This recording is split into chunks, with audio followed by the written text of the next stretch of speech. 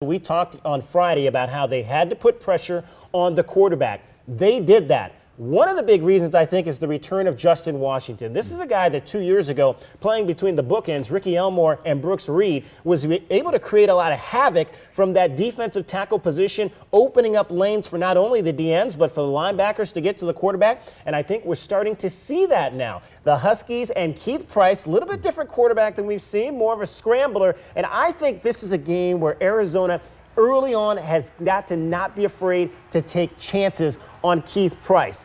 Put those cornerbacks on an island. Let Shaq, let Jay McKnight do what they do. If you've got to bring a couple of linebackers and a safety, mass pressure to put this guy, because he's struggling right now mentally. 7 turnovers in the last 2 games. Mentally, he's a mess, and I think they've got to hit him early to keep his mind in that messed up state. But I want to point out one young man in particular, Drew Robinson, the tight end, who has not played a lot this season. And you know I've talked about this before. I think that this team at times has not blocked as well as they should from that fullback tight end position. And I thought Drew Robinson came in yesterday, and he brought his hard hat, and he was hitting folks, laying hats and opening up holes on some of those big runs we saw by Kadeem Carey. It's going to come down to big plays in this ball game.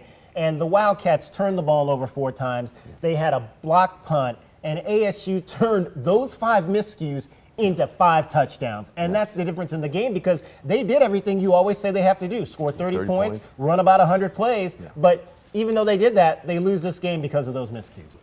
Best game as a Wildcat, and not just because he played both sides, but he made plays on both sides. One of my biggest pet peeves with Timey has been him as a blocking fullback. He doesn't block. You know, I could put together a 4-minute tape of him going through the hole and not hitting anybody. Yesterday, he went into the hole. He hit guys. That's a huge reason that Kadeem Carey got 170 yards, because Timey was involved in the blocking game yesterday. If 2 weeks ago, if you'd have asked me about Timey Tutogi, I'd have said, don't even play him on offense, play him on defense. And yesterday we saw why, because he has that motor coming off the edge. He got sacks. He hit the quarterback. He made plays on both sides of the ball. Matt Scott, and we talk about his grit and how we love his competitiveness out there, but Matt Scott has got to learn how to protect himself better. He cannot put himself in situations where he gets dragged down from behind like he did in that ball game last night. He's not going to last these last 7, 8 ball games if he continues to do that. He's got to figure out a way to, or win, to give up on a play. Take the good yardage and then give up to live to play the next down. I don't think they can win this ball game. I think they'll lose by about 18 points, but a couple things I think are very important.